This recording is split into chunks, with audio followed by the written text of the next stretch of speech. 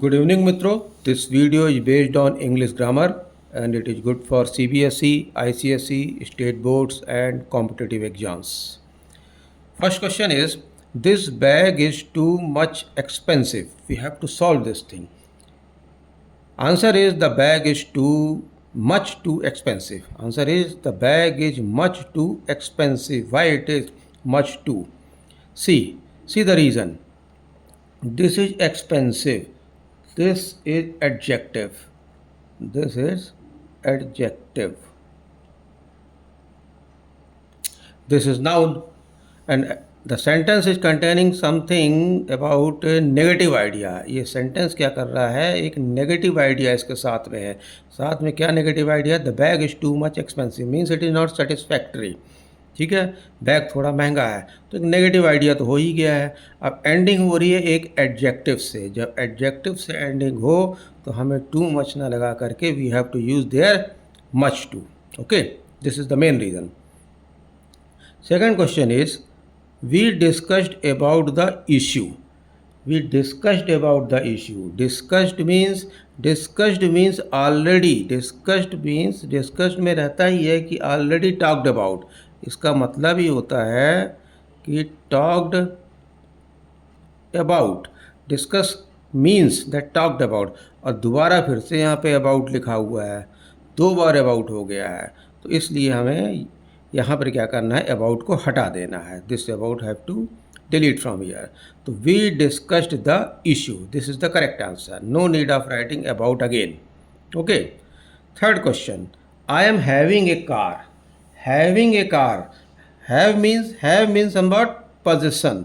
Have जो होता है, have is used for position of something is used for possession of anything. Okay. और साथ में क्या होता है, जब possession of anything होता है तो have do not contains. have do not take continuous tense.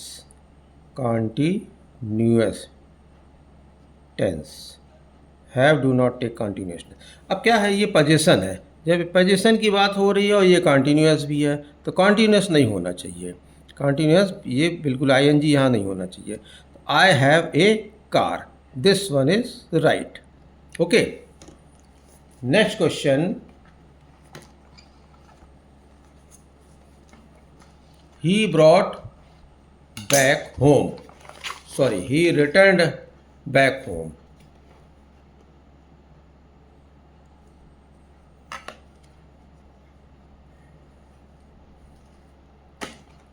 C.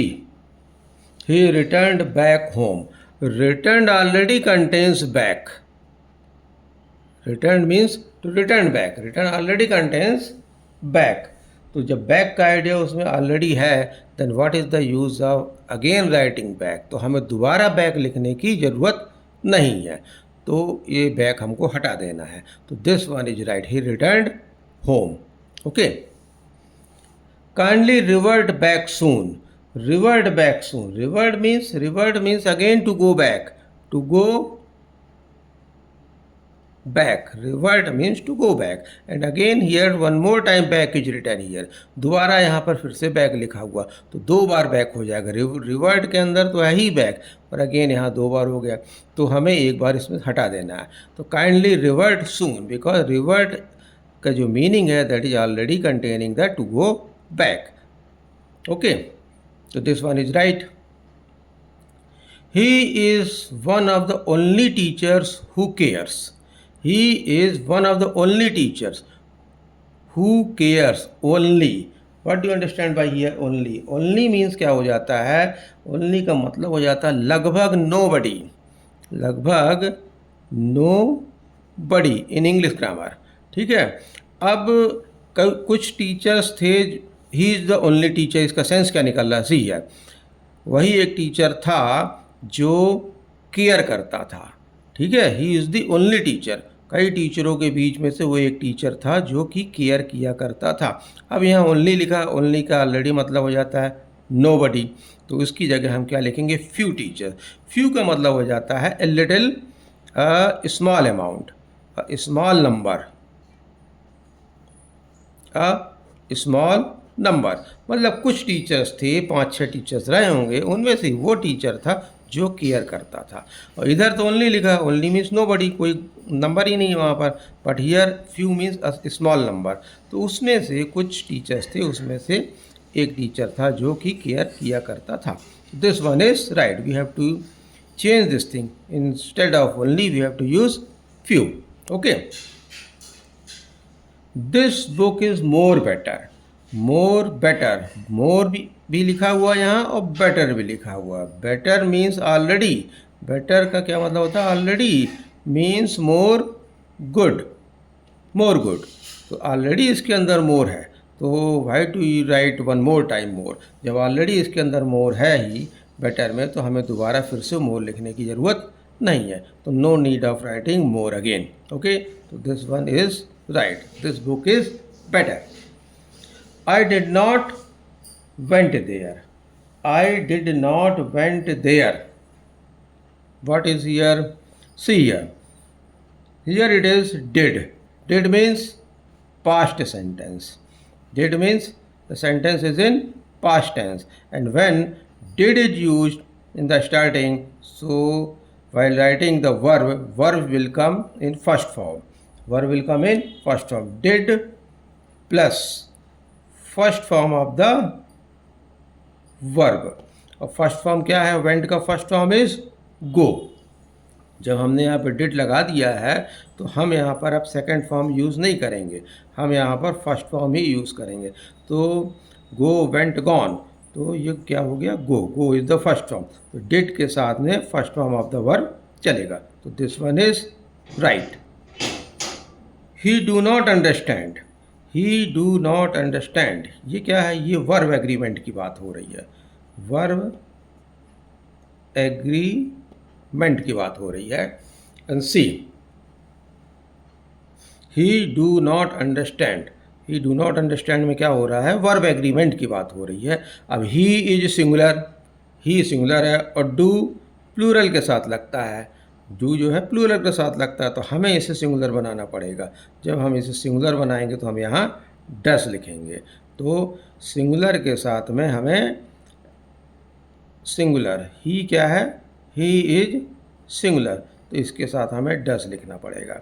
Do तो प्लूरल के साथ लगता है। Okay, now next one,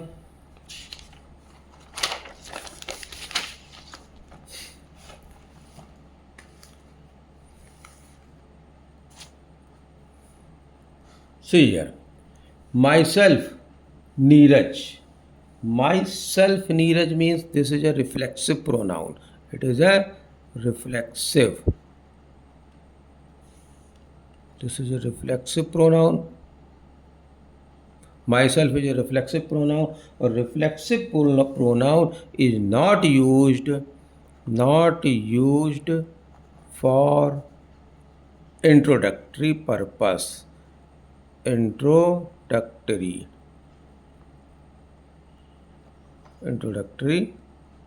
purpose.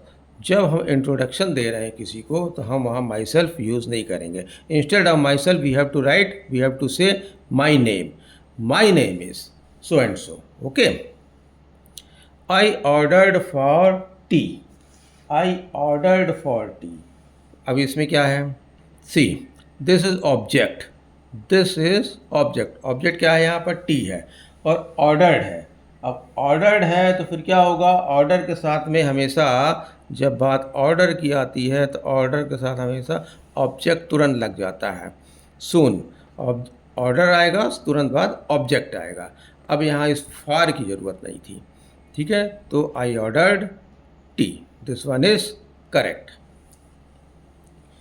Next one, please explain me this, what is this, please explain me this, this is verb. अब verb के साथ क्या होता है, verb and this is object, ठीक है। अब वर्ब क्या होता है, जो वर्ब होता है, वर्ब के तुरंत बाद ऑब्जेक्ट नहीं लगेगा, मतलब डायरेक्ट ऑब्जेक्ट नहीं लेता है, डायरेक्ट ऑब्जेक्ट नहीं लेता है। अब दिस इज ऑब्जेक्ट, तो यहाँ पर हमें इस ऑब्जेक्ट को हटाना पड़ेगा क्योंकि ये वर्ब है और वर्ब के तुरंत बाद ही ऑब्जेक्ट नहीं लिखा जाता है। तो please explain this to me, this is correct, ठीक है। ये ऑब्जेक्ट दूर हो जाएगा, दूर होगा तो यहाँ पर हम यहाँ पे लिख सकते हैं please explain this to me, okay. She is married with a doctor. Married with a doctor is wrong. Married to is correct. Married to is correct. Why it is correct? Because it is a phrase. Married to is a phrase. ठीक है। I prefer tea more than coffee. Prefer tea more than coffee. ये हो क्या है, prefer। तो prefer to साथ में चलता है, prefer to, this is a phrase. अब इसमें हम क्या लगा देंगे, यहाँ पर हमने टी लगा दिया टू के पहले और यहाँ पर कॉफ़ी लिख दिया, और ये टी के टू के पहले हमने यहाँ टी कर दिया, यहाँ पर कॉफ़ी कर दिया, बस इतना चेंज होगा क्योंकि प्रेफर टू साथ में ही रहता है। तो I prefer tea more than coffee, instead of that we can write I prefer tea to coffee, okay. तो दिस वन इज़ करेक्ट। हम कर क्या रहे हैं, हम गलत को सही कर रहे हैं, ओके। ऐसे क्वेश्चंस आते हैं तो उसे हमें सही करना पड़ता है।